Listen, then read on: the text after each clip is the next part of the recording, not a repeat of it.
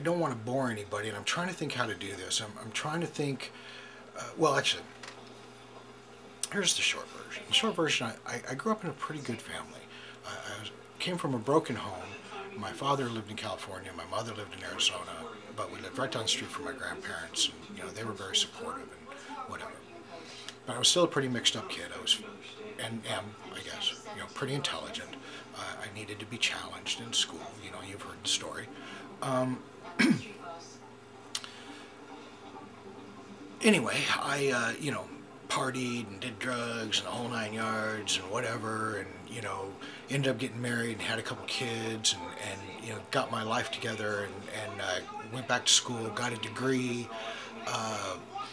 graduated #1 in my class. I graduated with a 4.0 GPA from DeVry Phoenix, AA SET degree. Went to work for Applied Materials, making great money up in Oregon. Moved out here to Virginia, transferred with my job. Ended up losing my job in the tech downfall stuff. Ended up getting hired by GE as a field engineer, working on MRI and CT scanners. That was the best job I ever had. My boss,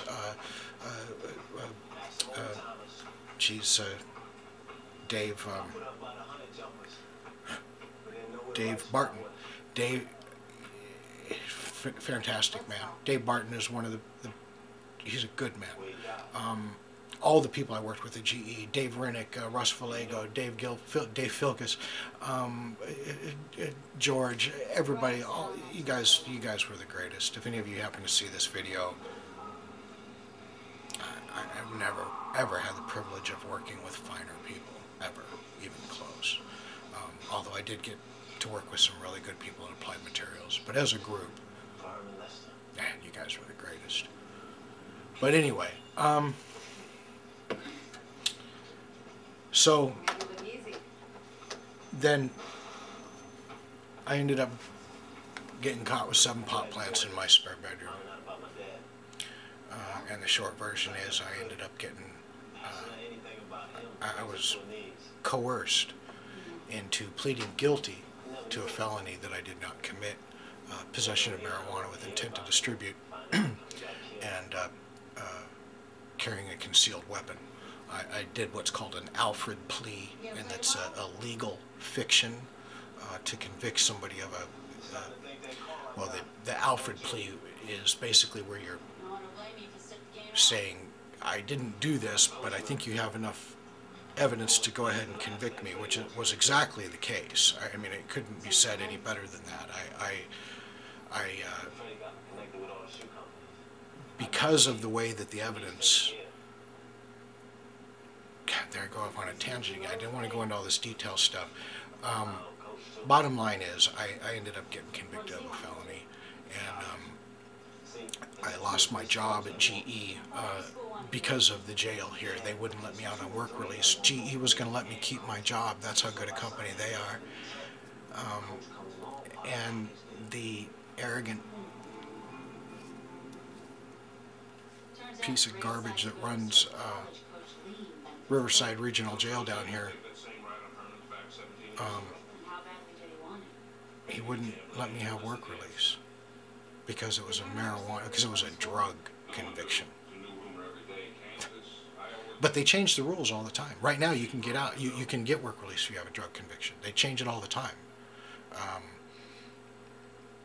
I lost, see, the problem is, as a felon, now I can't get work. See, and I knew that. That's why I was so desperate to keep my job. When my boss at GE said he was going to let me keep my job, I couldn't believe it. I would have retired with GE. They would have had me for life. I would have never left because I knew I could not get another job. And when I lost my job, I was devastated. I'm still devastated. I mean, this is 3 years later now, and I am losing everything and filing bankruptcy. My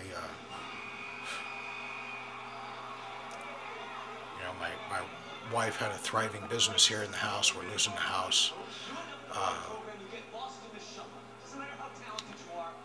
My son was accepted to I think probably about the most prestigious school in Virginia, one of the most prestigious anyway, Hampton-Sydney. He wants to be a lawyer because of this situation that happened with us, because he saw what happened, because he knew I wasn't a dealer. I mean, he knew what was going on. To the extent that he knew that he knew his dad wasn't dealing drugs. He knew his dad wasn't smoking pot with his friends. He knew, he knew he didn't smoke pot, never had smoked pot at that point. So, it just, it made this kid so mad seeing what they did to his father that he said, I'm going to be a lawyer and I'm going to stop this kind of thing from happening.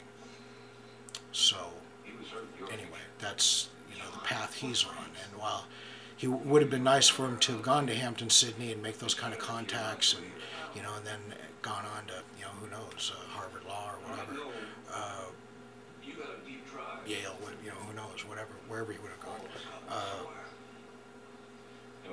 Now he gets to go the public school route, and that's okay, because you know what, he'll still be great, and it just builds character. And someday you people that are how you are, and I'm not just referring to the people here where I live that did what they did to our family. I'm talking about you crooked government, law enforcement people. There's people like this kid that are coming up. And, you people better watch your step. Because the people of the United States are getting tired of it. We see what's going on. We see you cops beating people up. We see you lying and planting evidence and destroying families for no reason. To destroy a family over 7 pot plants and a career and an education, and not just mine but my kids, and not just my career but my wife's business. For you people to do this over a few plants, it's not what this country was supposed to be about. We're good people. We were active in the community. We paid our taxes, and we tried to do the right thing. And hell, my reason for growing pot in my spare bedroom, there's people that are going to say, you're a piece of crap, you shouldn't, I understand that, no problem. You're entitled to your opinion, and I actually understand the opinion. I understand where you're coming from, and the people that feel that way, that's okay. You can lambast me, go for it. It's all right.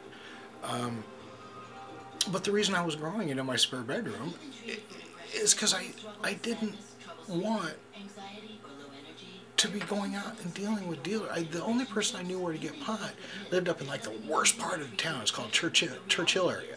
And all my cars are nice cars. I was taking my Trans Am up there, and it was scary. And I had this spare bedroom sitting there doing nothing, and somebody said to me, Kevin, why don't you use that spare bedroom and grow a few plants? I said, damn, that's not a bad idea. And that's where it all sprouted from. And it was never anything more than that. It was, it was laughable. And the police, they said, this exotic, highly engineered system and all this. What a joke. These guys are so southern redneck. That system was a prototype, cobbled together. It worked great and everything, but to call it some high-tech, highly engineered, jeez, man, you guys are a joke. But you destroyed my life, and my wife, and my children. And there's nothing I can do except make this video and